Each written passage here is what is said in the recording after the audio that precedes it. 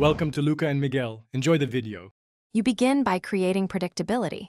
Handle in one same 20-30-minute window so your snake learns a schedule. Once done, make sure enclosure temps are stable, 78-82 degrees ambient with an 88-92 degrees warm spot, because comfort reduces defensive behavior. Move slowly and speak softly. Your calm tone and steady approach matter. Start brief sessions right at the enclosure entrance. Do not reach in fast. Let the snake emerge on its own, then let it investigate you. This first step establishes safety. Next, you convert calmness into trust by controlling tactile input.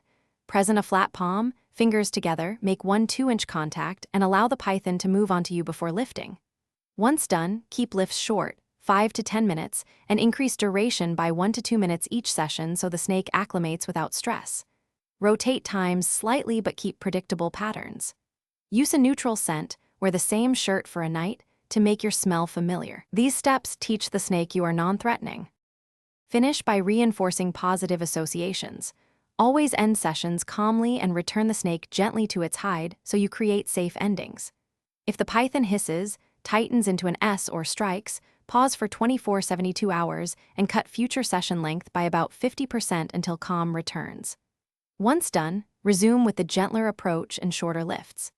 Keep a simple log of time, duration, and stress signs so you can spot patterns. This troubleshooting tip prevents setbacks and speeds long-term trust. Thanks for watching and please subscribe. It's the best investment you'll ever make.